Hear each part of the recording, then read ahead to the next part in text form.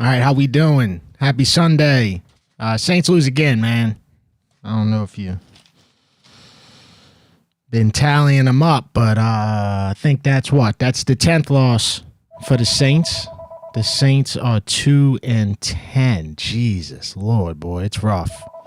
Super rough for the Saints. They lose 21-17 to the Miami Dolphins and Tua Tagovailoa.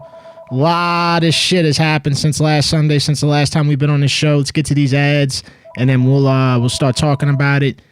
Follow me. I'm on Instagram, Twitter, YouTube, right here. If you're not subscribed here on YouTube, do me that favor. Sub to Hold the Mayo on YouTube. It's the home of HTM Live. I'm also on Facebook with the Boomers. I got new merch that I just dropped for pre-orders. I got Champion hoodies, Mardi Gras. Look at this motherfucker hoodies. We also got the Parade Man crew of motherfuckers. Long sleeve, hmsports.com/shop. I don't know if Nola Boy's in the chat, but Nola Boy can drop the link. Also just dropped this Respect Your Body.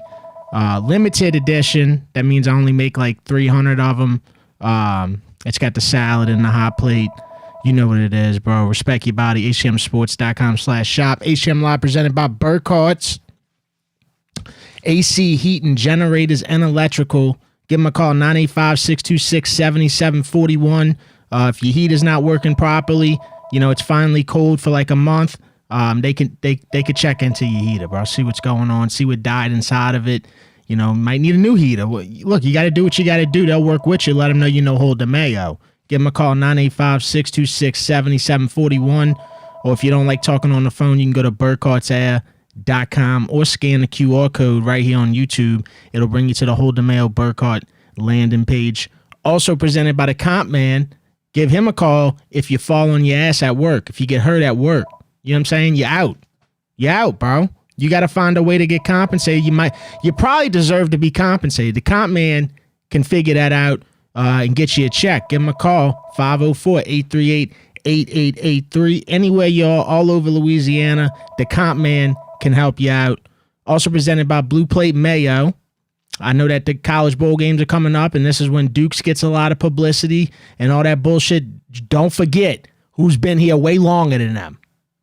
Don't forget who's been at your grocery way longer than Dukes, bro. This is the real Mayo right here. Plate Mayo been here for you since 1927. Also presented by Harold J. Anderson, Inc. Give them a call, 504-276-5858, whether you're dealing with solar, pipelines, or oil and gas. If you got a project going on that requires land support, these are your guys. These are the real landmen right here. Been in business for over 50 years. Their core group still intact, and they know exactly what they're doing. Solar, pipelines, oil and gas. If you got a land project that requires land support, give Harold J. Anderson, Inc. a call, 504-276-5858. I'm opening up the River Parish trash line. 504-265-0025. Just to kind of kick it up, obviously the Saints lose. LSU loses to Oklahoma. Tulane wins. Tulane, if the playoffs started today, would be in the playoffs. Lane Kiffin, 7 years, $90 million, headed to Louisiana State University, LSU. It's official. He announced it. He's not going to continue coaching Ole Miss, into the CFP. It's messy. It's messy, but we the benefiters of the messiness. And let's just see how it plays out, dude. I got to be honest. It's not something the way I'm jumping out my chair excited. I'm not. And I know a lot of people are, and I'm not saying I'm pissed, because I'm not. We just got Lane. We're coming off of Brian Kelly. We just got Lane Kiffin. I'm excited about that. But, man, I want to see it play out. And fuck, man, I hope it works out. Because if not, that shit's going to be real messy. It's all good today. We got our guy and all that shit. But if he don't get us to the CFP, that's all it comes down to. You got to get us to the CFP and give us a shot to win something. That's why we hire a guy like that. I don't agree with spending this much money. I'll be the first to tell you. I just don't. Not after what you just came out of. But anyway, I'd love to hear your thoughts on that. John Sumrall to Florida. 6 years, $7.5 million a year. Florida fans are fucking pissed, bro. Florida fans feel like they just got okey-doked. And I guess time will tell. But they really feel like they just got okey-doked with a Billy Napier clone, part 2. Probably just because he's coming from the state of Louisiana again. I tried to just say one tweet about it and say, hey, look, y'all got a fucking dog. Y'all may not know yet, but y'all gonna find out this motherfucker eats footballs for breakfast. And they still not having it, bro. They are pissed. Florida fans are pissed with the John Sumrall hiring. Alex Golesh to Auburn, the USF coach. But obviously the big two, Lane Kiffin, John Sumrall. Let's get it going. Give me a call. Spread quarters.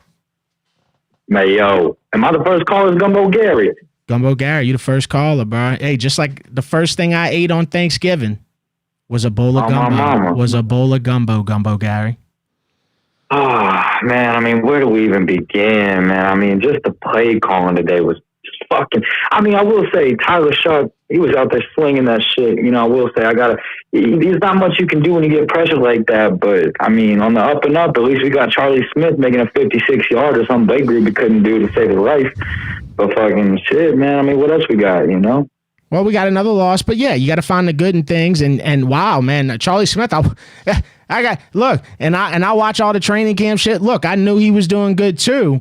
I wasn't familiar with his bag being this good, right? Comes right out there, kicks a 56-yard field goal and kicks an onside kick. The commentators are literally talking about, I bet you a pickle on a nickel or some shit that he can't kick an onside kick, and he kicks it perfect.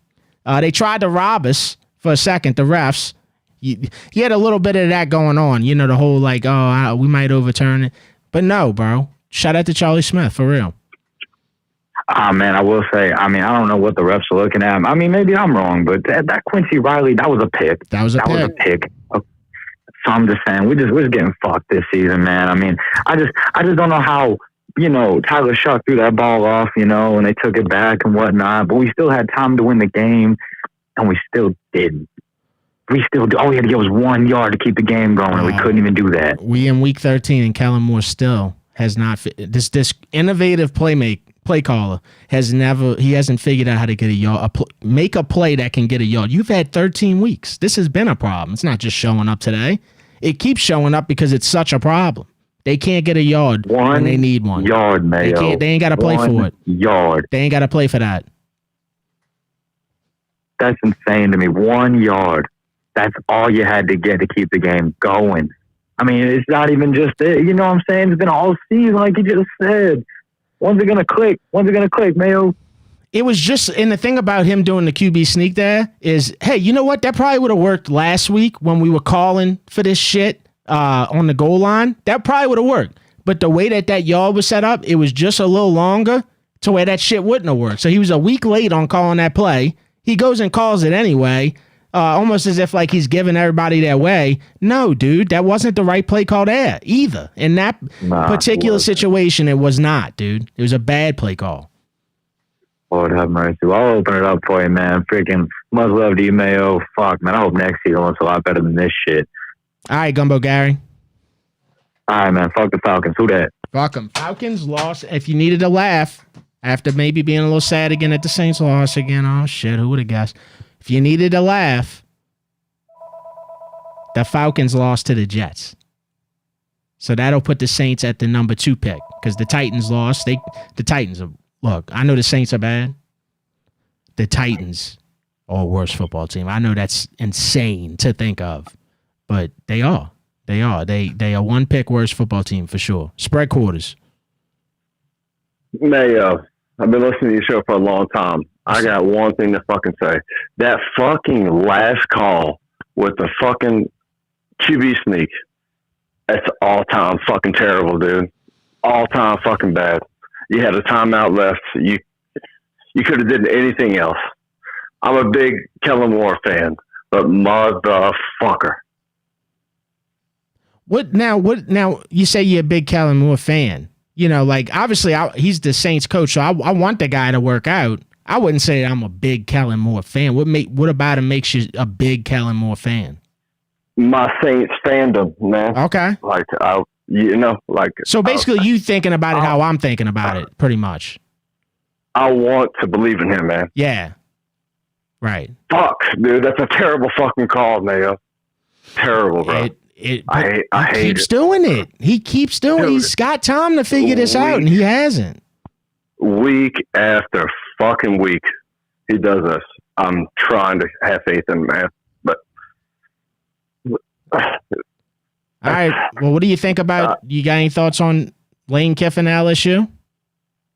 It wasn't my first choice. I'm like a ride or die Saints fan. Like Saints is everything. But LSU, I like it. I think he's got a better. He's got more than 10 plays that he can run on offense. So. Oh, dude, their offense has been unwatchable, dude. And they still running the screen pass. I think they financed that playbook. That's just my opinion. I think they financed it and they paying a note on it, so they got to keep running the plays type shit. Dude, I heard the screen pass from you. Listen to your show. Yeah. And ever since you said it on your show, I'm like, that's all these motherfuckers run. It's disgusting, dude. It really is. All right, dude. Well, I appreciate the call. Man, thank you for having me. Later, brother. All right, man. Yo, shout out to Scrim, bro. Appreciate the super chat, dog. He said it's for Charles Smith. Sir Charles Smith. I guess it wasn't the holder. I guess it wasn't, dude.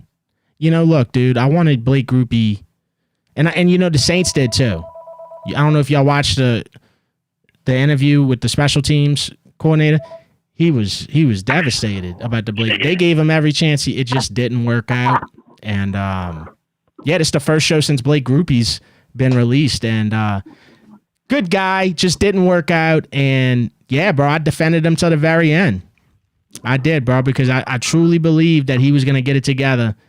And they didn't vote him team captain for nothing. Everybody loved this motherfucker on the team. It really was like that. Just the most unfortunate season.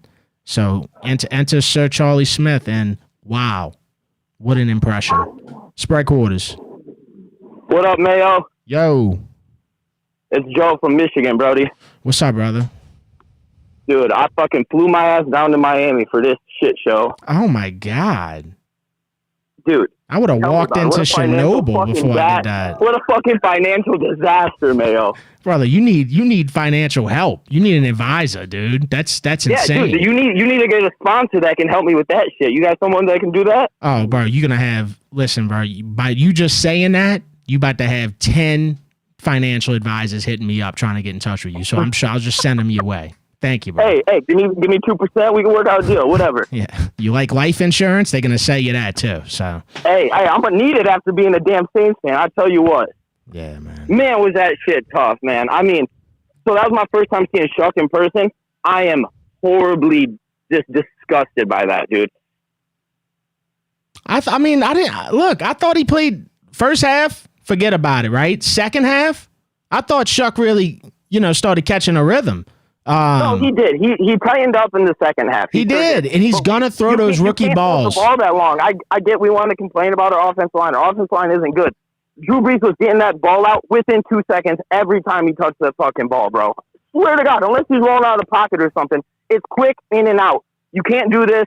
Sit in the pocket, run up the middle, and then they're gonna close on you, bro. They're gonna know what you like to do. And he fucking has his eyes on one receiver the whole time. From the start to the end of the play. He's not even reading side to side. He's not moving safeties with his eyes. He's not doing nothing. Well, dude, I just think that's going to if it comes, it's going to come with time, bro. He's still a rookie. I know he's like 26 or whatever. It's going to come with time. It's not going to be able to. I know it is. He's got to learn. He's got to get better. But fuck, it's so hard to watch, bro. I don't think that he's a bust. I don't think that he's a wasted pick. You think he's a franchise quarterback? I don't know yet. Yeah, I mean, yeah, but how do you know if somebody's a franchise? How do you know if somebody's a franchise quarterback in 4 games? That's tough, man. No, you definitely don't. It's maybe in a season you'd be able to tell. I mean, think about all the quarterbacks that entered the league the way they tried to figure this out in the first year, and a lot of them needed more time. Baker Mayfield, dude, took the words out of my mouth. Hey, two smart guys just sit chatting. That's all it is, man. So yeah, it happens, bro. It's 100% what it is, bro. And I hope that's what the fuck we get to see. If we get a Baker type of player out of Shuck, boy, I'm gonna be doing jumping jacks. I mean, don't play with me. I'm gonna be more than fucking happy. It was so sad to have AK and Kendra out today, though. I thought Devin Neal tried to do his thing the most he could, but And that's another thing. I mean, just like Spencer Rattler was last year, Tyler Shuck's playing with a bunch of Uber drivers right now. You got a bunch of players out. You know what I'm saying? Your receiving core is so. There was a thing for Craigslist that they needed some more players tonight. Your receiving core is so like all over the place, inconsistent. You've lost receivers. You got Vele as your 2 right now, who, by the way, big game for Vele. It really was. It was his best game as a Saint. Best game as a Saint. I thought he just played soccer. I didn't even know he was. You know what I'm saying? So big game for Vele, but Chris Olave, you got to make that catch. You got Chris Olave. That was my next thing. I'm sitting there in the stands and I'm fucking freaking the fuck out. Yeah. That was the win. That was the win right there. It was in the hands. I've seen him make that catch before, and I think that's what pisses me off. Yeah, well, I've seen him not make it. I've seen him not make it too. You see what I'm saying? We got to get. He loves to not make it when it matters. I'll tell you that. Second quarter, 5 minutes left, he'll make that catch. I'll just tell you what it is real quick, and I got to go. The echelon of Ohio State receivers, you know what I'm saying? Like Mike Thomas was at the top, and Jigba's at the top. Yeah. What's his name? Igbuka looks like he's going to be really good. What's the one? I can't think. Marvin Harrison, maybe not. But Olave, he's a tier. Olave, he's a tier below. These elite and Jigba. He just is. He just is. He don't make enough consistent big plays. That's our wide receiver 1. That's so sad. Yeah. All right, dude. I gotta go. It's a dance in. All right, Mayo. Love you, Brody. Take care. Who dat to the casket. Brother. Take care. Who dat? Yeah, Garrett Wilson. It's just. I think Olave's had a pretty solid year, especially considering the circumstances of what he's coming from. The injury and shit like that, or the injuries, but still, man, there's them certain moments to where a dog goes and gets that. If that was JSN, he's getting that ball, bro. You can't tell me that JSN's dropping that. He's not. That's why he's the best receiver in the league right now.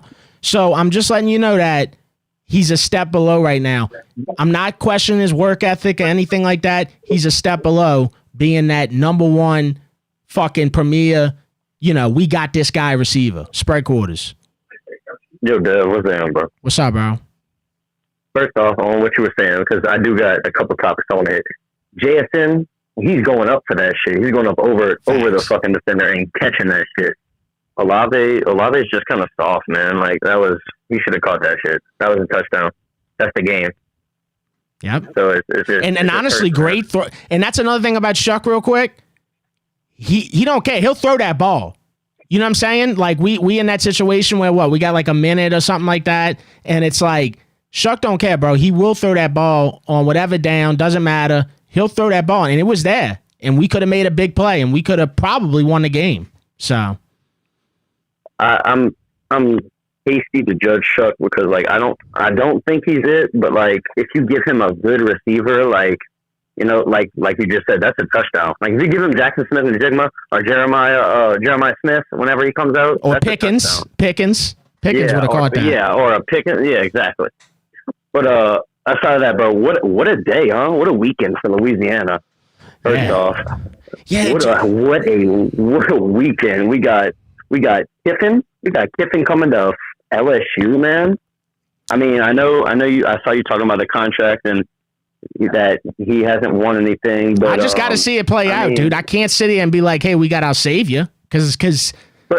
But can you blame? He's at Ole Miss, man. They haven't won anything ever. Like, can you blame? He's got them in the playoffs. He's got them winning this year. So I don't get that sentiment with because it's a lot of people that are like, well, he's spitting out his record against top whatever 10 or was it 25 teams. It's like 5-6.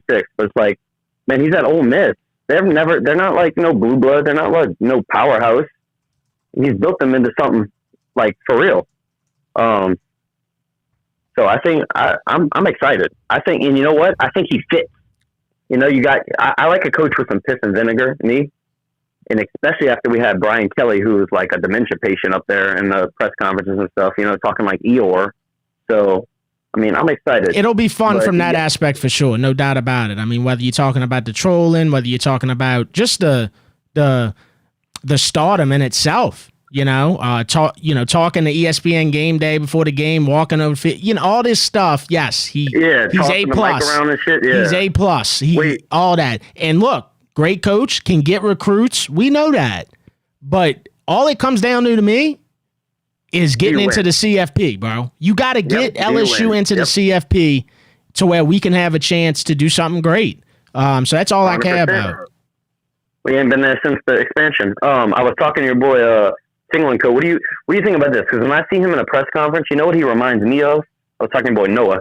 He reminds me of Les Miles. They said he kind of reminds them of Lane. Kind of reminds him of Saban a little bit. I kind of see both because, like, for me, it's like, is he gonna be up there trolling, or is he gonna be up there like kind of buttoned up, but like with one or two buttons undone type of a deal? You know what I mean? As far as like his personality and how he acts. I mean, look, I'm old enough to have remembered people ribbing on Lane Kiffin when he was doing bad, when he was coaching at Oakland and all that stuff, right? And I'm obviously old enough to see him doing good. So it all that depends on what's going. So for instance, who do we play the first game of the year next year? Have they not at home? Clemson at home. If we go out there and we win against Clemson, I'm telling you, bro, Lane Kiffin can do no wrong. In the press conference but if we go out there and lose against Clemson, bro, see, these are the things that we got to fix. We got to win. We got to win big games. You ain't got to win every single one of them.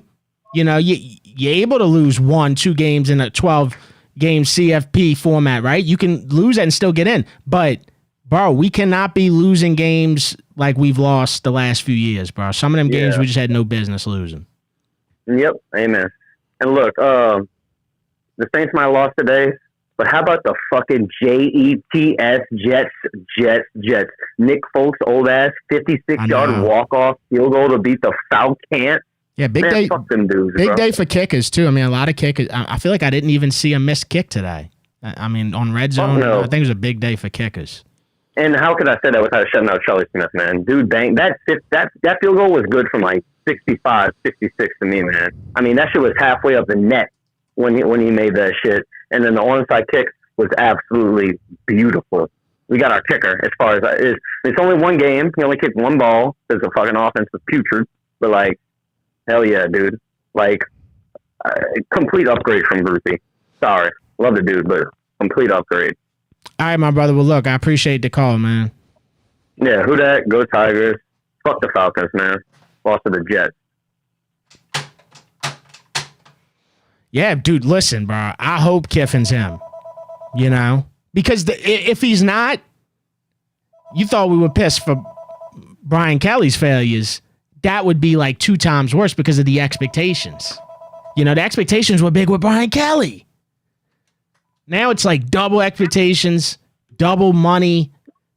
It's like, dude, this has to work out. You follow what I'm saying? Trust me, I'm not pissed that we got Lane Kiffin. But man, does it have to work out. Yeah. It's like financing a Bugatti and you know what I'm saying? Like you really ain't got the money for it. But you found the money and now you got the Bugatti. Well, this car's got to last a while, dude. So spread quarters. Mayo. Hey. It's Zinman, brother. How are you? Hey, what's up, Zinman? I'm pissed off, man, to be honest. And it's not about the result. What I'm pissed off about is I got a good friend of mine, Mayo. He's been a season ticket holder his whole life. And I said, hey, let's go to the Falcons game, and I'll buy some tickets. He said, I'm taking the year off, Mayo. I said, what do you mean taking the year off? It's not like it's work or anything. He said he's done. He doesn't want to go to these games anymore. And that's really disheartening. I don't care if we are 2 and whatever. I'm going to support this team, and I don't want to cheer for them to lose. This man was cheering for us to lose this game today, saying Chuck sucks. And it's so disheartening for this franchise. Well, Zinman, he's just one person, dude. You know what I'm saying? I'm sure he don't mean it, right? Think about how many people said that they weren't going to watch the Saints in the history of Saints fans. I mean, this happens like every year. I mean, you either can get through this shit or you can't, right? You either can watch every game, whether you're 2-10 or whatever, or go watch Lifetime. You know what I'm saying? There's other shit on the TV that you can go watch. Not everybody makes it. People fall off as the weeks go by. when it's all said and done, we look at the field and we see like all the bodies, bro. You know what I'm saying? All the people that fell off, and it's like then you see a live one. It's like, damn, bro, you stayed. And that's the people who are real Saints fans, bro. Not these people who are there week 1 through 4, 4 through 8. This shit is rough right now, bro. It's brutal. They scored 0 points in the first half again. So this is not an easy watch, but you got to be watching it for a purpose. And the purpose is, guess what? We were born into this. We were born into watching Saints football. So I'm not going to miss a week, dude. I don't care if they win or lose, whatever. I completely agree, man. That's beautifully well said. There was one other thing is I've had a lot of arguments with people about Chris Olave being a playmaker, a number one guy. He's just not. He's proven it again. He's not. That was a great ball. You should catch that ball. It's unbelievable. Yeah, I agree, bro. You got to catch that, and we could have won us the game. And that's I hate to keep saying, hey, that's why we draft him. It's been years. That's not even the reason no more. The reason is you Chris Olave, you're supposed to be our number one receiver. I don't care if you're Chris Olave or if you're Michael Pittman. If you our number one, we need you to catch that ball, bro. We sticking with you. You know what I'm saying? We traded Shaheed. We didn't trade Olave. We traded Shaheed. So we willing to pay you. So we need you to catch that ball, dude. And he knows that. How much are we willing to pay him? I guess we'll find out after this year. So we'll see, dude. You can't tell me that this dude's going to be making JSN type money. There's just no way. There's no way. It's a floor below that. Absolutely. And then you got to remember, if not two. This brother, he got arrested in Kenner for speeding. You can't. Wait, you talking about Chris Olave getting arrested in Kenner for speeding? Yes, he got arrested, last year, 2 years ago? You bringing up a driving violation? Because this man dropped the ball? Golly. If you can't drive your car properly and you can't catch the ball, you got to get out of here. I'm sorry. All right, Jim, man. Well, look, point made. Well, you're a wild dude, bro. All right, Mayo. I appreciate it. All right, Zim, man. Straight up. Something's wrong with that boy. Brought up a driving violation out of nowhere, dude. You think Zim Man's a cop? Zim Man could be a cop. That could be what's going on. Zim Man's a cop.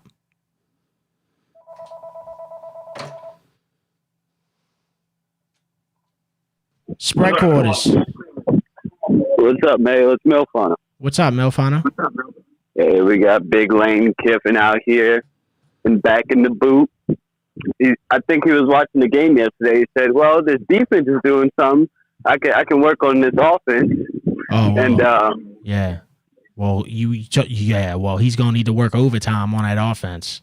That is an unwatchable offense. It's that play brutal. Unbelievable. It is brutal, dude.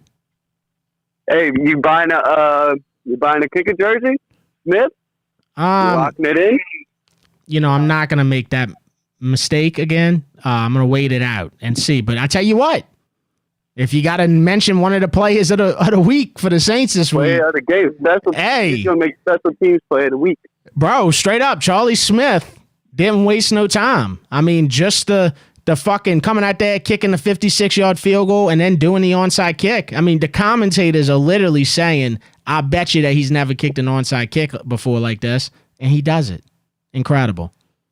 Hey, that's the luck of the Irish. Fight Irish, go Tigers, who that? Who that, brother? Great game by Vele. Let's look at it. How did he wind up? Yeah, dude. Vele's best game as a Saint. 8 receptions, 93 yards, and a touchdown. This is a guy that really couldn't get more than one catch most of the weeks this year. 8 receptions, 93 yards, a touchdown. Easily his best game as a Saint. Olave, 4 catches, 47 yards, and the 1 touchdown to the right corner. But, yeah, just looking at these receivers here, dude, it's not enough. It's not enough. You don't win games with this. You don't win games. All you got to do is look at it. Vele, Olave, Jawan Johnson, Devin Neal, Mason Tipton, Foster Moreau, Taysom Hill. I mean, we just got to be honest, man. It's just not enough playmakers that can win you games and make plays consistently every game. It's just not. That's not it. That doesn't sound like it. It's like when I see the Pelicans lineup. You know, you could always tell if the Pelicans are about to get smoked by their lineup, and you could just see it. You know, it's just, this team's gonna get smoked. That's how I feel about them receivers right there. Spread quarters. What up, Devin? What's up, man? Chuck wasn't the problem today. Chuck wasn't the problem today. You're right. The receivers are ass. Olave's a good receiver. Vele looked good for the first time in his Saints career. I don't know. Arvell Reese, dog. That's where I'm at. Arvell Reese. You have Val Reese? We have a good defense. Bruh, that kid is going to be generational. Oh. We need Arvell Reese on this team, and then you got to get an offensive line and some playmakers. I don't know if you can do that in an offseason. Kellen Moore pissing me off with the play calling again. What the fuck was that 4th and 1? Yeah. What the fuck was that? Like, the most obvious play call we can make. Have him scramble out the pocket. That kid looks so good when he's on the run. He looks so damn good when he's on the run. I just can't help but think about Kellen Moore's first year as a coach. I get that that we have to be timid with our expectations. I get it, right? I understand that it's not going to happen in just a year. I absolutely get it.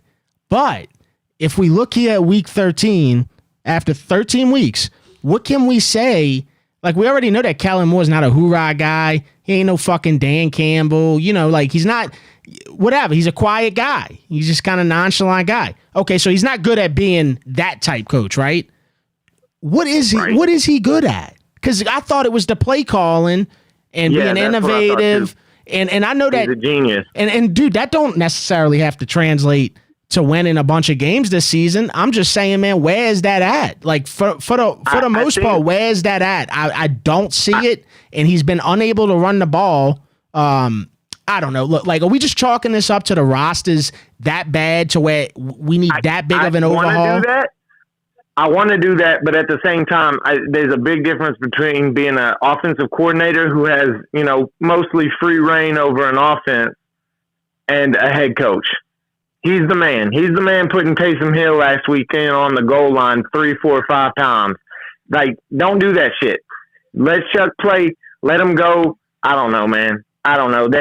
I'm losing faith in him every week. And you can't switch coaches after one season. At least Mickey Loomis won't. I know we won't. So I don't know, man. I like the way Chuck looks. Like, the eyeball test for 2 out of his 4 starts look really good. And then the other 2 weeks he got sacked 15 times. So I don't know. Yeah, I agree. And it's like one of those games was the Rams, and they only had, I think it was 15 minutes of total possession. Nothing was happening. It was trash. The first half of this game was like that. We have no offensive line. Jawan Johnson is our number 1 receiver. Like, we have a serious lack of talent on this team. But the play calling, like, make up for it with some good fucking play calls. I don't know. Doesn't help that Chuck threw the pick 6 on the 2-point conversion. I mean, it's a totally different ball game, but I don't know, Devin. Happy Red Bean Monday, brother. Who that? Go Pels. This shit, like, the Pels are breaking my heart, dude. Pels are breaking my heart, dude. Fuck Lane Kiffin. I don't want that shit. I'm going to be honest with you. Fuck Lane Kiffin, but go Pels. Who that? Who that, brother? Well, you got him. He's here. He's coming. Lane Kiffin's coming. That's official. As a whistle. Like I said earlier, that happened. Sumrall, he's going to Florida 6 years, $7.5 million. Sumrall's going to continue to coach Tulane. Now, that's the difference between him and Lane right now. Ole Miss wouldn't allow Lane to keep coaching Ole Miss through the playoff, and Sumrall is going to continue. He's going to go coach the championship game this Friday, and then if Tulane gets in the playoff, which, man, it's looking like they gonna, he'll be coaching for that. So just a weird scenario. That's one thing I don't agree with. I get why they do it because of the portal and all that shit, signing day, but I don't agree with it. I think it's very unfootball-like to, a coach bring a team to the CFP, bring Ole Miss to the CFP, and he's not going to be the coach during it. I just don't understand how it's just bizarre. You know what I'm saying? Like, imagine being those players. Like, no player's gonna come out of that being like, oh yeah, I got love for Lane Kiffin, man. No, they're gonna be pissed off, dude. Their coach is leaving them. Even as the guy, the fan of the team that Lane's going to, I still don't think that's right. I think that that's messy for football. I wish they could figure that out. I don't know what they could do, but I wish they could figure it out because that's messy for football. It's not fair to the kids, bro. It's really not, dude. I'm glad Sumrall is finishing the job, though, bro. And I'm glad they were able to agree on that. I mean, dude, at the end of the day, Tulane offered Sumrall, I think it wound up being the last offer last night, was $4 million a year. Florida's offering $7.5 million a year. And just he's coaching the Florida Gators, bro. As we stand today, Tulane, Florida Gators, as far as visibility and all these. Hey, look, you line up Tulane against Florida right now, Tulane probably beat Florida right now. But as far as visibility, as far as, all the shit that goes into that, yeah, I mean, you're getting paid way more money and you go into a big-ass fucking program in the SEC. Spread quarters. Well, bro, to piggyback off of that, this is the second fucking time it's going to happen with Tulane, bro. Yeah. You have a good winning season, and then coaches, it's just, boom, bye-bye. So, I don't know. But, you know what, dog? I'm tired of hearing about what Drew Brees would have did and all of that shit. Like, we got a new quarterback now. Shuck out there, he's doing what he got to do with a weak-ass O-line. All right, it's been the same narrative for every quarterback we've had, but there's something different about the dude that I see. You got to let him rock. Stop comparing this dude to the past quarterbacks that we didn't have, bro. This is a new regime. They still trying to figure this shit out. It's hard to watch, yeah. But damn, dude, I'm tired of hearing about what Drew Brees would have did and what Drew Brees used to do. I don't give a fuck. We don't care no more. I'm living in the 2025, baby. We not doing this back in 2020 no more.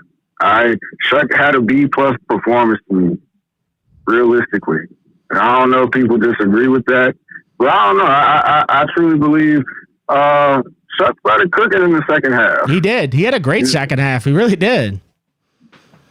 So it's promising to me, in my opinion. That's all I got to say. One more thing. I do think it's play calling. I think the play calling is ridiculous, personally, because when I see that, and you can't say it's the players, because we saw good old Sean Payton back in the day doing this shit and winning games, more than 2 games at least, with guys that were undrafted free agents and shit like that. So it's definitely got to be play calling, because I've seen wide receivers that were undrafted that were balling out. So it's got to be play calling. It's got to be play calling, because when you go 4th and 1, motherfucker, why are you? I don't know, man. It's play calling. So that's all I had to say. Who that, baby? Who that, brother? Yeah, for me, it's like sometimes you just look at something like the 1 yard thing. The Saints' inability to get a yard most of the season, almost all the season. The fact that it's Thursday, bro, lose as many games as you got to, whatever, man. I know it's not going to be this great season, right?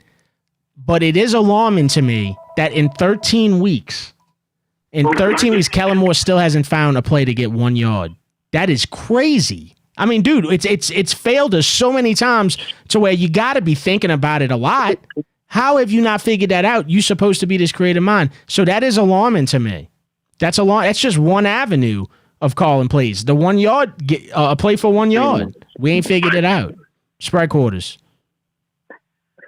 Yo, another loss, man. I don't know how long we can keep doing this, but I mean, you gotta sit here and give Kellen his chance, but I feel like we ain't really seen like any kind of offensive building at all. Like what's going on? This is what I tell you that Kellen Moore's. If somebody asks me, hey, what is Kellen Moore good at? From what I've seen this season, he knows how to run a mean 2-minute drill. The Saints sucked. No, the Saints sucked this year. But damn, they got to be one of the best 2-minute drill teams, one of the best in the league. They're really good. And I get what he's trying to do with the hurry up and stuff like that. But it's like the plays don't necessarily complement the hurry up. The play calls are insane sometimes. It's just like very mediocre plays. And I give it to Shuck. Shuck, he'll launch that bitch. He will. And I definitely give him that. But, man, some of this stuff is just a little too... Like, for instance, I think there was one in the beginning of the game. It was 4th and 4 on the 50. The Saints punted. Bro, you 2-9. We keep talking about this. You 2-9. It's 4th and 4 on the 50. Fuck it.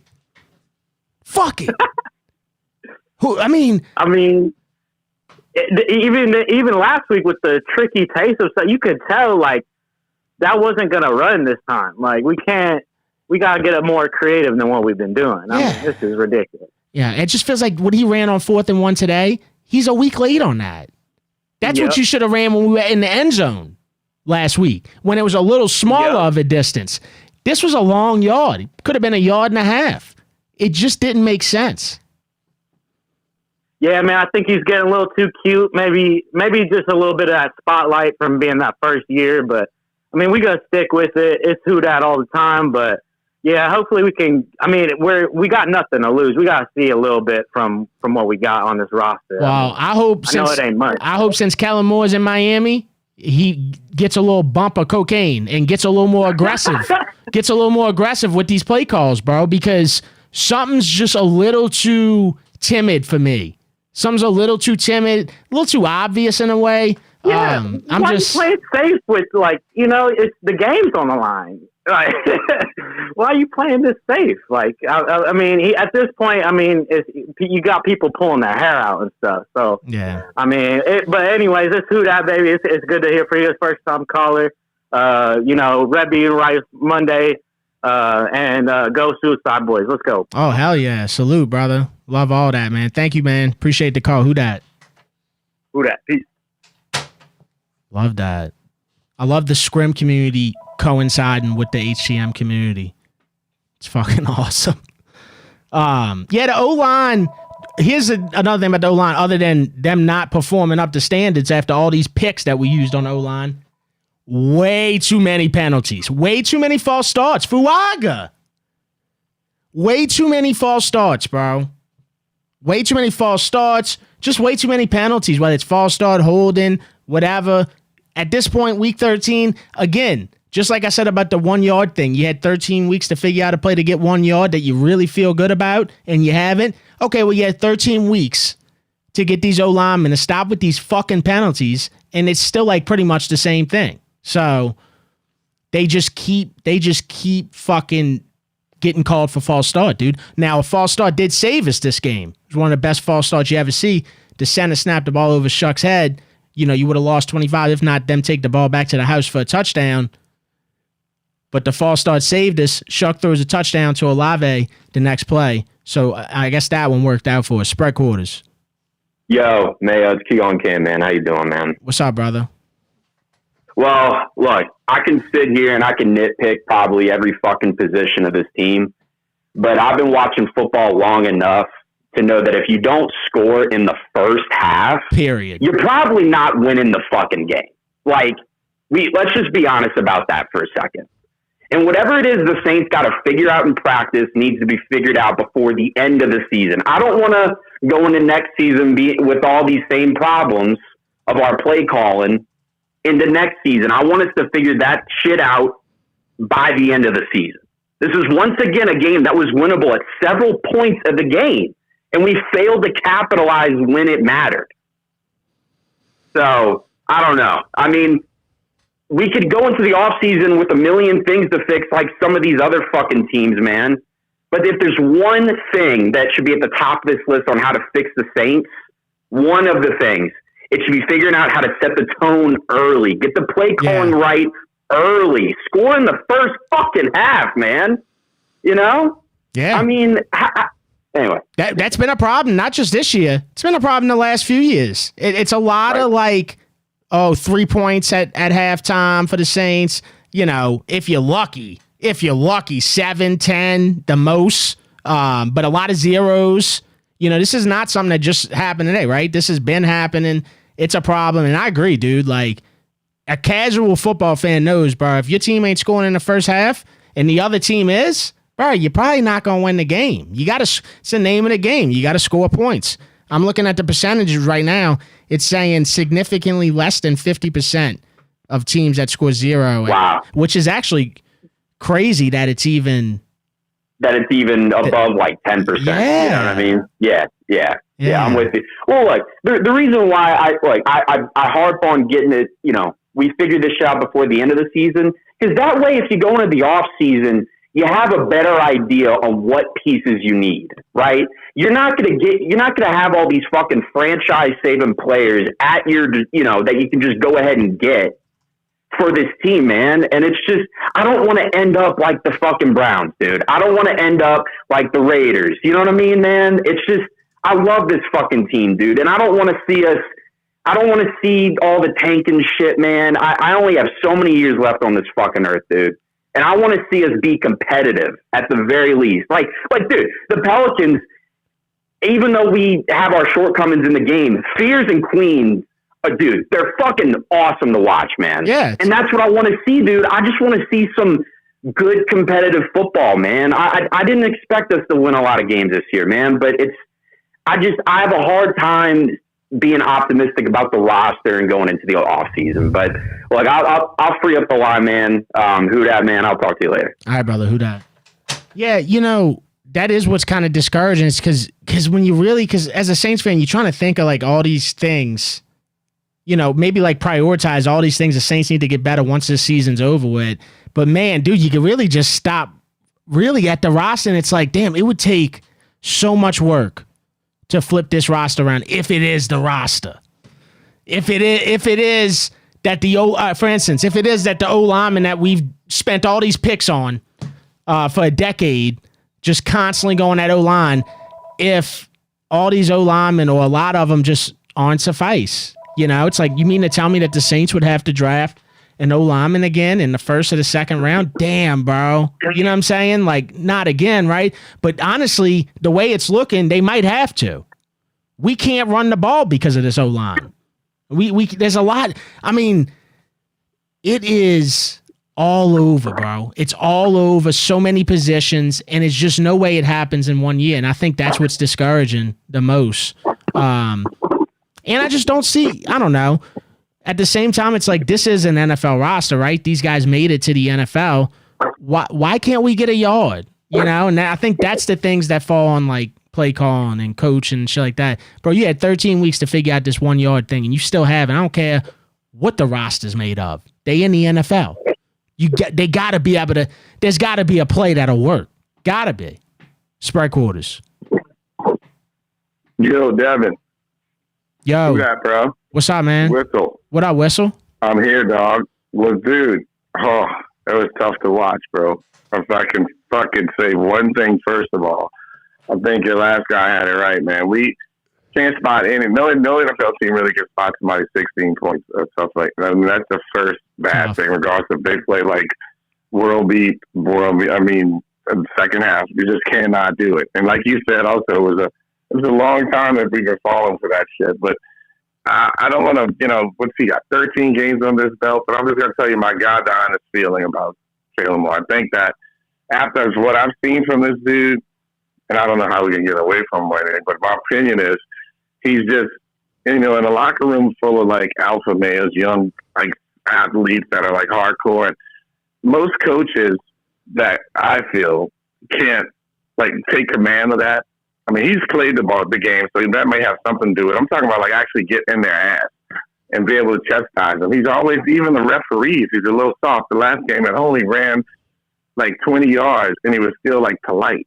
I don't think that I think that his play calling is horrendous on a lot of times when he, I don't think you're going to get the push with the running back pushing Ty up the Shuck's ass for fourth down on that play. I mean, I don't know if I can just, I don't feel like we're coached well team. I mean, I honestly don't. I feel like the mistakes we make are the same mistakes. I feel like we sometimes play up to the team that we're playing against. I don't feel like we just come out and have a plan and kick somebody's ass or just be sad. We like that, and then the biggest part for me is the coaching is just not so good on all levels. It ain't just Kalen Moore. I mean, it's like the guys, the team valley tackles. You see how many tackles we missed? Arm tackles. They just shake off. I mean, I could go down the list of a whole bunch of things that are pretty shitty, honestly, bro. And you know me, I'm a Mr. Positive guy, and I really do like try and look at the positive things about the team.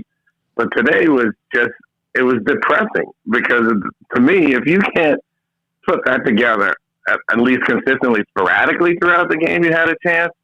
But then going for the times when we do get it, that pass, you got to give Shuck the players, a bunch of people I didn't even know who they were making plays. The touchdown play, to go for the extra. I mean, that was probably the best pass he thrown all season and catch that guy made. It's probably a top 10 play, but it's still just so inconsistent in putting us in bad situations over and fucking over and fucking over. Again, has nothing to do but point to Kalen Moore. I mean, because he's a leader, but, you know, I hate to drift back into our team and why we keep on seeing the same thing over and over, because we have the same people in charge. You know, I love Nick, but I just think that it needs to be able to do something besides being there since 2002. And he has to be the longest general manager in the world. I'm not going to eat up all your time, but I just wanted to just get my opinion out and just let you know, as a fan, as a person who hasn't missed a home game in 32 fucking years. And the guy who really is a real G is Mac the Quack the Clown. That dude hadn't missed a game in 48 years. He was there before the fucking bag. Oh, the clown? The clown? You said the clown? Yeah. Damn, that dude's been gone for 48 years? 48 years without missing a home game, bro. Like, I'm not really even in his fight. Like, he's my favorite fucking fan that there is. I'll be honest with you. And everybody probably knows it. Oh, yeah. But my thing about that is he's seen before the bags. He's seen the bags.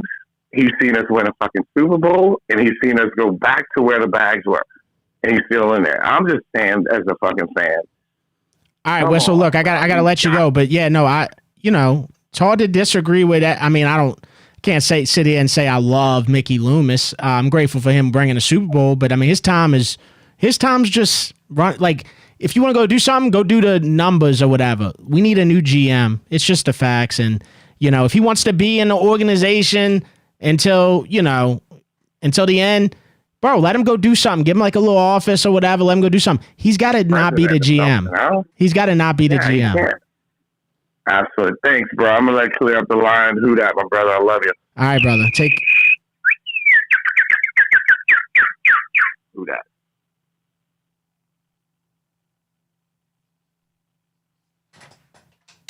Whistle Monster. I'm telling you, bro. Whistle Monster love to talk. When Whistle Monster get on the phone, you got to know. Spread quarters. Hello? Hey, brother, how are you, man? Hello? What's up, Mayo? Hey, what's up, man? Brother, I got a question for you. What you got? All right, do you think Kiffin can actually bring us a national title? I mean, I really don't know, because he's never done it before, right? If this is the next step in his... Lane Kiffin's been around a long time. I know he's still kind of a young guy. He's been around a long time, dude. Like I said, I mean, I remember when he was coaching the Raiders. He's had situations like this happen too before, where the team he was coaching, it got messy as he was leaving. So it's like, we getting Lane Kiffin, right? This is the Lane Kiffin it's pretty much always been. Now, the difference is Lane Kiffin's been having a good bit of success. I won't say that he hasn't been at a CFP up until this year. He hasn't won a championship or anything like that, but he's winning in pretty much every other way, right? Recruiting, bringing a team like Ole Miss to relevancy, and, all these different things. But I don't know. I can't answer your question, because it's not easy to win a national championship at LSU. It's just not, bro. You have to play hard teams all year long. You got to be ready every single week. And pretty much, anybody that plays you, they want to beat the shit out of you. So it's not easy, and there's no way you could put it to you this way. There's no way that somebody could tell me, oh, he's definitely winning a national championship. You can't say that. It's not easy. Yeah, but is there another powerhouse in the SEC right now?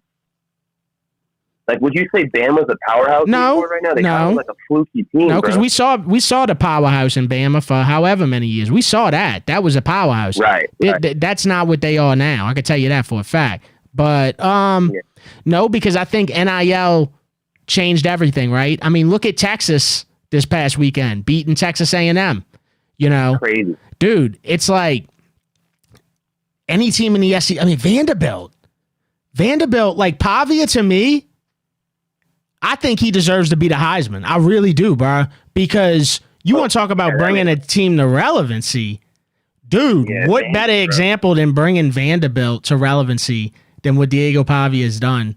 I mean, and he's like, they beating the shit out of some of these teams. I mean, they went into Tennessee and beat the shit out of them. You know, so, dude, any team can play good. I mean, you got a couple teams like South Carolina sucks this year. They were better last year.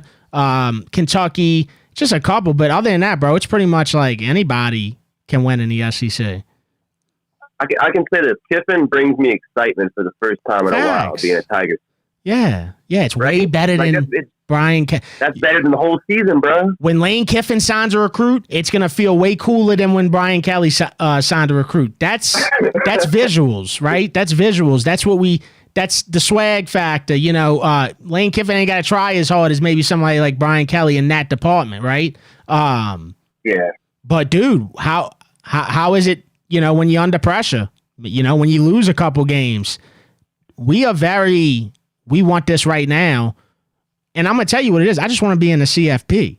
I don't know what everybody else's expectations are. Man, I just want to be in that number come around this time of the year.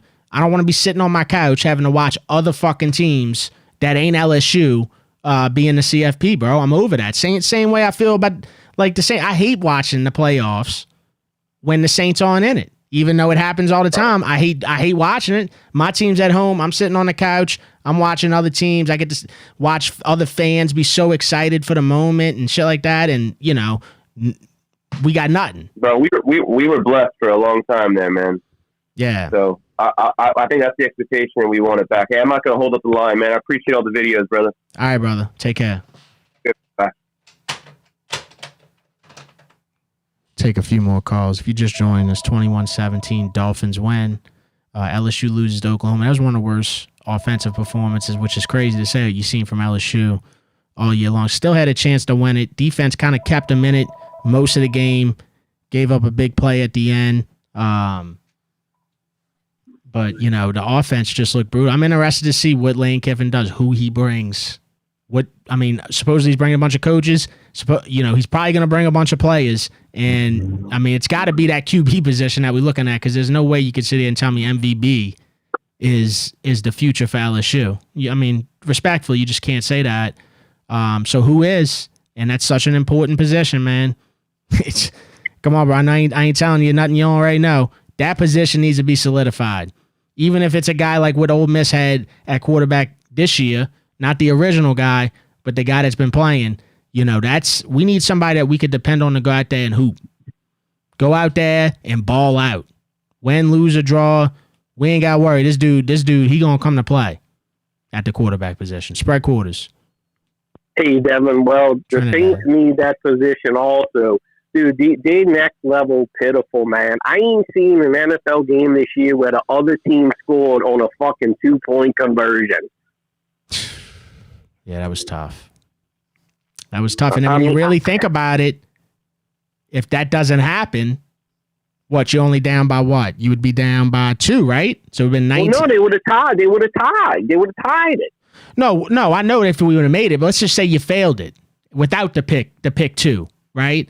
You would have been down by 2. You would have been down 19-17. You get that onside kick. Then guess how that story could have ended. Charlie Smith would have been running on the field trying to kick a 50-something yard field goal to win the game.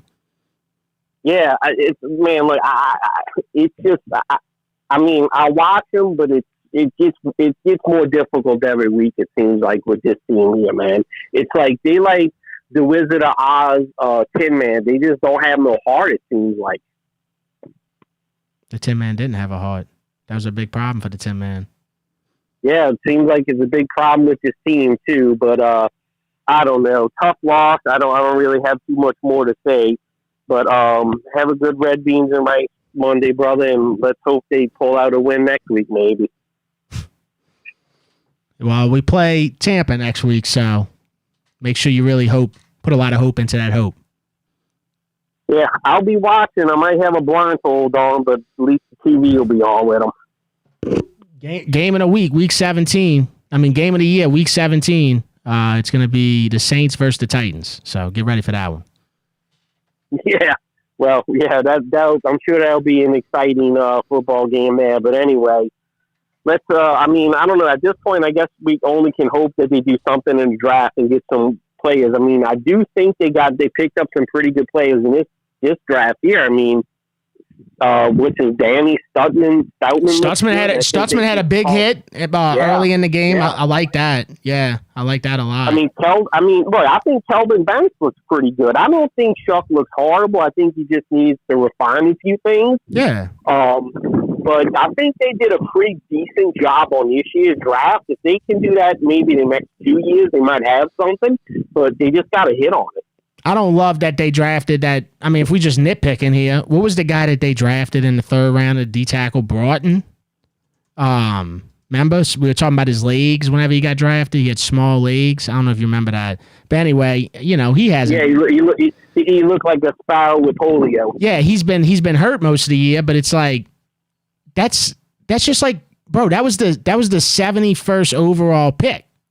You know what I'm saying? Like, that's something you could have used something there. Not a guy who was going to be out all year, and we don't even know what we got there. So if I'm nitpicking, that pick probably bugs me the most. Well, I think what's going to be one of the biggest interesting offseason things is what they're going to do with Kamara. Kamara's retiring a Saint, dude. I'm telling you, bro.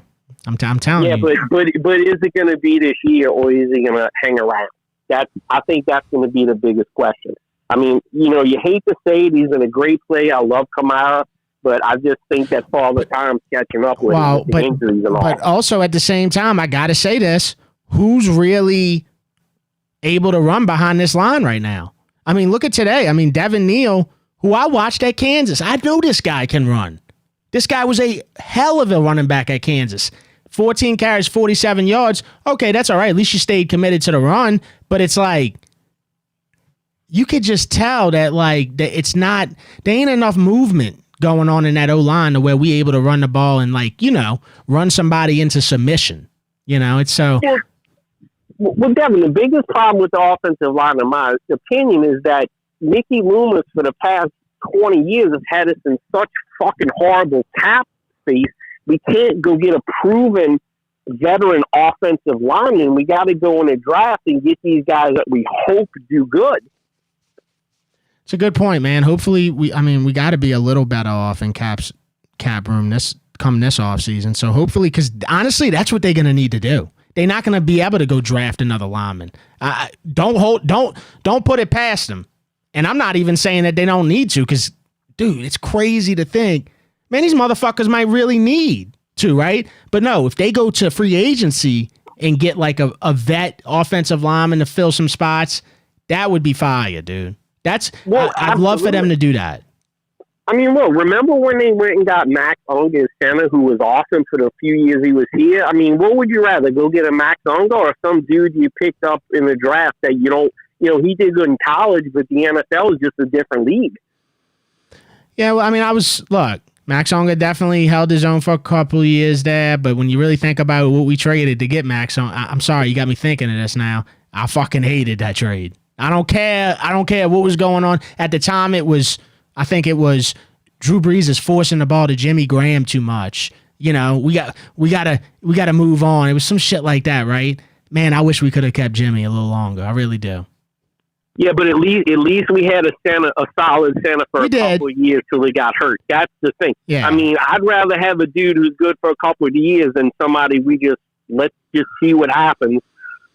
Yeah, and Jimmy Graham's career really was never the same. So, yeah, I don't know why we're talking about this, but it makes me reminisce. But all right, dude. All right, damn it. Have a good Red Bean and Rice Monday, brother. All right, take care, man. I'm gonna take one more caller. Oh, no doubt. I mean, I talk about that all the time.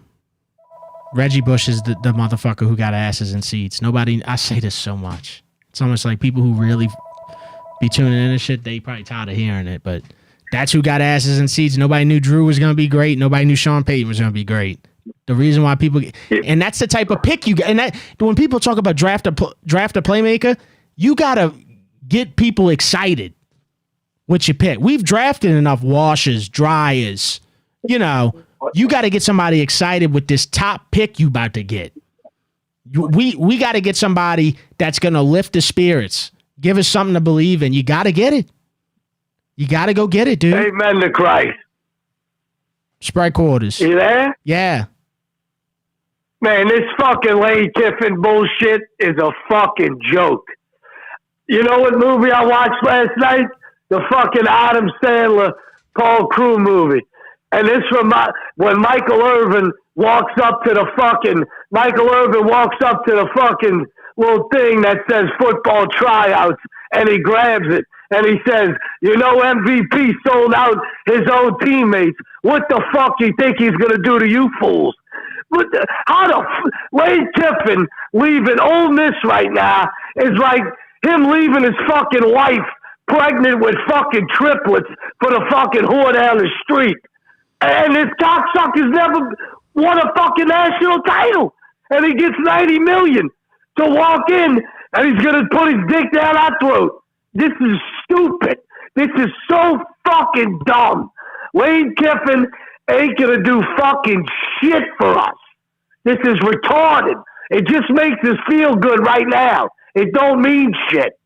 This is so fucking stupid.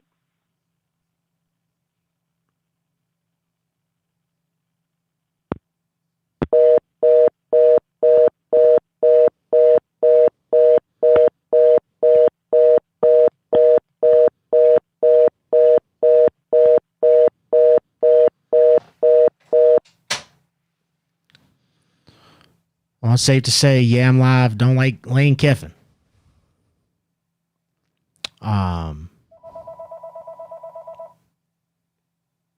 I'm not. Look, listen. Again, I said this in the beginning of the show. I'm not pissed that Lane Kiffin's coming to LSU. It's not making me jump out my chair though, like it is. Like I feel like a good bit of people. It's just not, because this shit's not easy to win at LSU. So despite him having A+ in so many departments, right? The swag factor, the publicity factor, you know, all recruiting, all these different things. You still got to go out there and you got to play that schedule, and you can't lose more than 2 games. And that's the name of the game. You got to get in the CFP. So I'm going to let it all play out. I'm not going to sit here and say, oh, Lane Kiffin, he's about to bring us another national champion. I'm not saying none of that shit. I just want to see it play out. We've been here before with a big name coach signing and, oh, well, this and this is going to happen. And, you know, bro, it's not easy, dude. So let's just see how it plays out, bro. Let's see how it plays out. I understand he's won in the SEC. I get that. He ain't been in the CFP till this year, and he hasn't won a national championship as a head coach. So, again, you got to understand why some people would be a little nervous about it, bro. I mean, you've doubled the money that you paid Kelly to pay for this guy. I'm going to let it play out, bro. I'm not pissed to have him. Trust me, bro. I'm not pissed to have him. But it makes me nervous. Because, bro, if it don't work out, bro, it's going to be 2 times worse than the Kelly situation. Because of the expectations. It's the expectations, which, again, for me is, man, just getting the CFP, bro. If Lane Kiffin can get LSU in the CFP, you know, consistently, bro, I'm all for it, bro. I'll buy a Lane Kiffin mouse pad. You know? But if he can't, there's no excuses, bro. You getting all this money to go throw at recruits.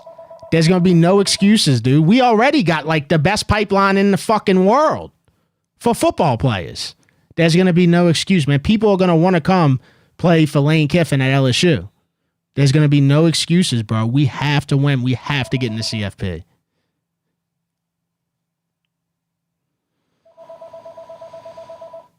And then box combos prices are going up because that's a lot of money. How old is Lane Kiffin now? Dude, it feels like Lane Kiffin's been around for so long, bro. And he just don't look like he's really aging. How old is he? 50 years old on the dot. In the chat, somebody said Saban was 50 when he won the Natty at LSU in 03. Look, I'm not telling you nothing you don't know. It could go one or the other way. I hope it goes the right way. I really do, bro. I really do. And what sucks is we got to go through this whole offseason again. You know, everybody giving their take on how it's going to go, what's going to happen when no football is being played. People who watch this show know that's my least favorite time of the year, bro, because so many things get said when no football's been played. So, can't get to next season soon enough, dude.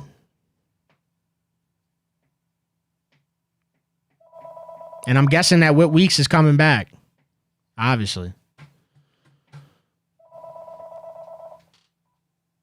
Spread quarters, last caller. Yo. It's Noah in Bucktown. What's happening? Listen, I got to say, I'm going to say a little bit about the Saints, and I got to say a little bit about that green wave. So, number one thing I got to say about Kellen Moore, I've never been one to believe that NFL teams intentionally tank their season. But if this dude ain't intentionally calling the most milquetoast, boring, predictable plays on purpose,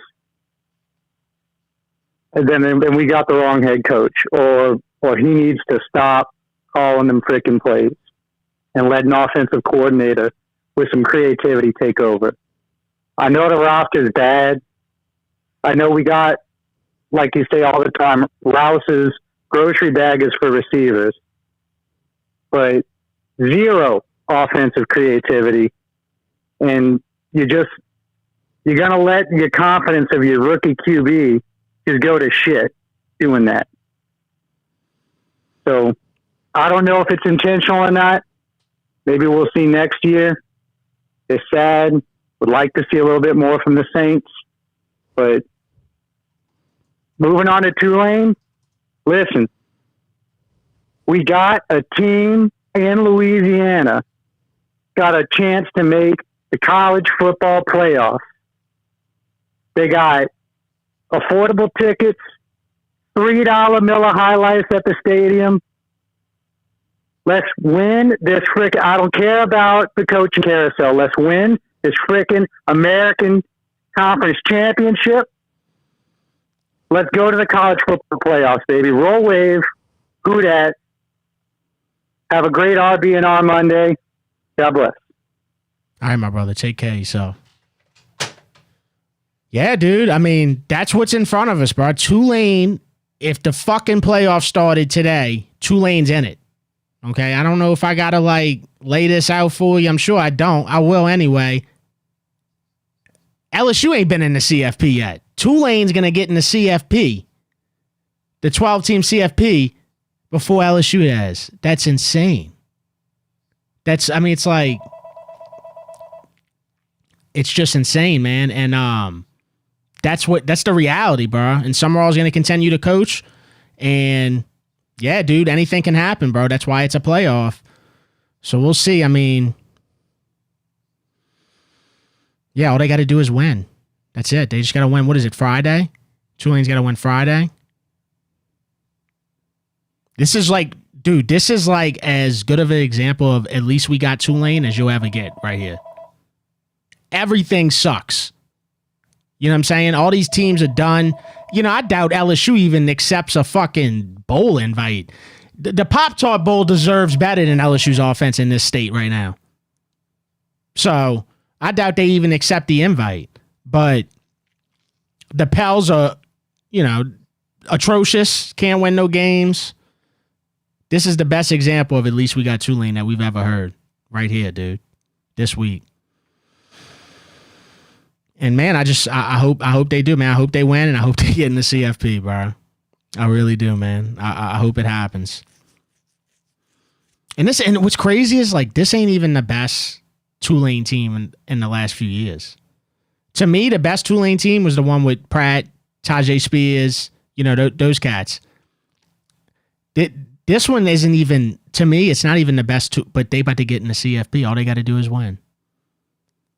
And LSU couldn't get in the CFP. So kind of let that sink in for a second. 12 teams get in, LSU couldn't do it. But that's why I don't understand you see this all over the internet.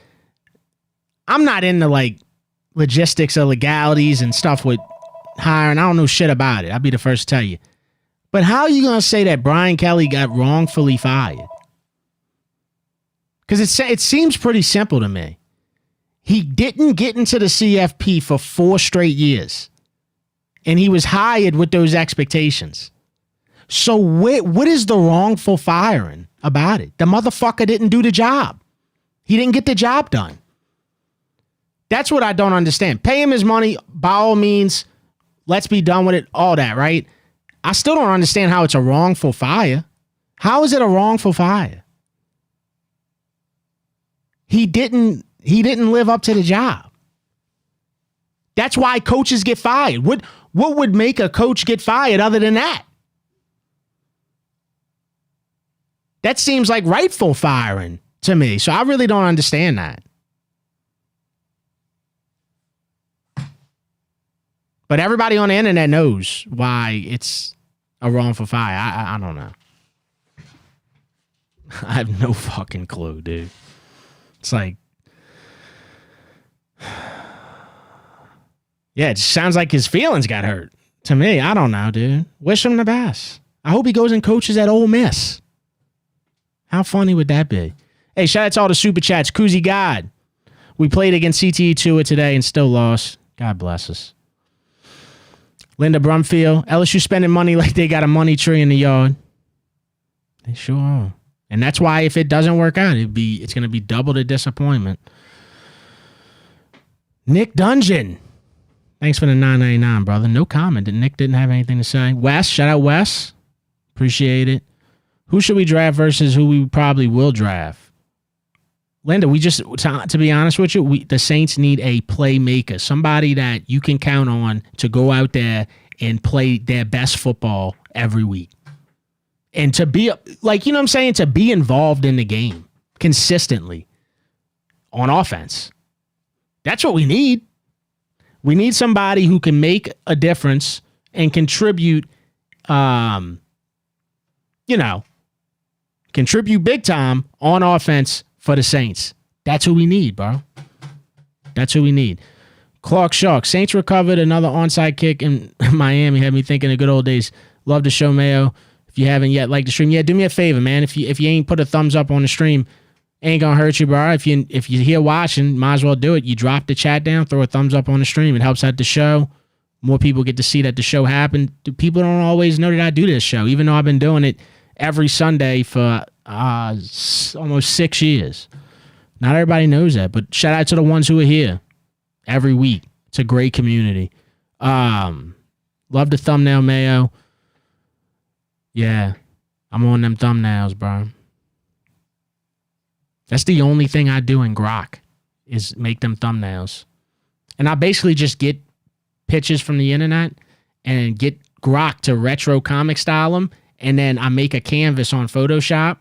And if we play in Miami, I'll go grab Miami Stadium, retro comic style it, bring it into Photoshop, and then just start doing the layout, of all the things that kind of pertain to the game. Like I think on this one, yeah, we could look at it right now. That's Ace Ventura in the middle. So I'm thinking in my head, this is literally me just stoned in the morning, dude. I'm going to keep it 1,000 with you. It's me in the morning, whatever I'm thinking of. So first thing I thought was Ace Ventura, Pet Detective, the Reggie Bush play. Whistle Monster had just hit me up because I'm going on Whistle Monster to do a show with Whistle Monster sometime this week. I think it's tomorrow. Tua Tagovailoa. And yeah, man, just threw it together, bro. Thanks, man. It's AI, but yeah, I appreciate it. That's the only thing I really use it for. I've never sent an email in my entire life, Liam. Dude, I that's something I look at all day, every day is my email.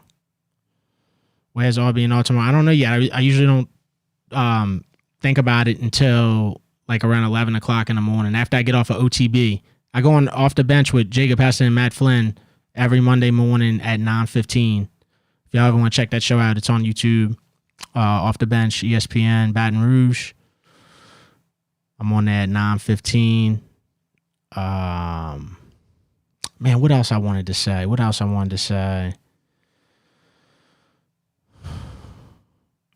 Oh, yeah. There's only 10 RB and R day. I tried to talk about this a couple weeks ago. I think my show cut out, my audio cut out. But yeah, dude, we in the last stretch of RB and R day. 10 RB and R days left. I haven't told like the internet, like on social media this, but I'll tell the chat this.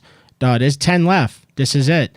And then it's on to the next. In my opinion, it'll be the best thing that ever happened for me. Gives me a new challenge, able to open up things more.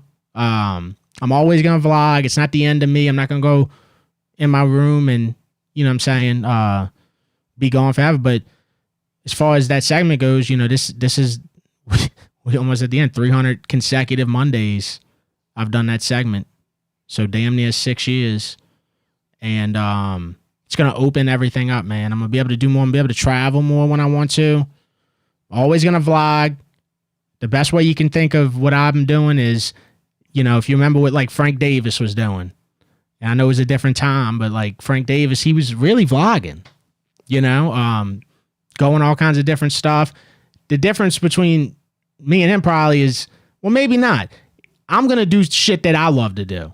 I've never been one to do like, oh, hey, you should go here and do this. It's got to be something I love, or I probably ain't going to go do it, you know? So you'll just be vlogging. I'll still be vlogging food. It's going to open it up to where I go, if I want to go to Mosca's and go do a vlog at Mosca's, I'll be able to do it. You know, it's just going to really open things up. Bro, 300 consecutive Mondays, that's a lot of consecutive Mondays, and it happens like this. Monday always, but like, what's today? Sunday. What's tomorrow? Monday already. So, I'm always going to vlog, but I'm just ready to end that series. I think it's the proper respect to that series too, you know, ending it at the right time for real, bro. Feels right. I don't have no remorse about it. I'm not wondering, what I'm going to do, anything like that. I'm fucking excited, bro. And, I need the challenge. That's the thing with me. I need the challenge, bro. So, and then of course I'll do this show right here. I'll do this until the day I die. I'll be doing this call-in show to the day I die. I know it because I enjoy it too much. But I'm ready to see the type of vlogs that I'm going to do next as far as like, you know, and feeling good about it. So that's where we at, bro. Any of that merch, the Red Beamer, I'm telling you, bro, this is the end of an era. So I don't know if I'm going to make Red Bean shirts in 2026 and shit. So this is it. And it's, I know this sounds like a sales pitch, but that shit's online right now and you can grab it while it's there. Because once it's gone, bro. It's gone. I'm ready for the new challenge. I'm ready for the new avenue of my career, at least.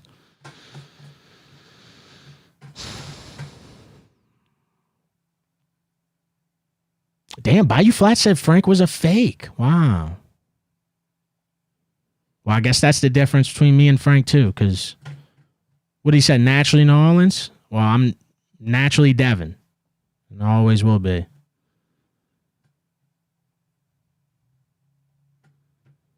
All right, dude. Appreciate it, chat. Shout out to y'all, and I'll see y'all next Sunday for sure. Saints lose. LSU loses, but nothing. We both lost again. So Tulane, at least we got Tulane. We'll end it with that. At least we got Tulane.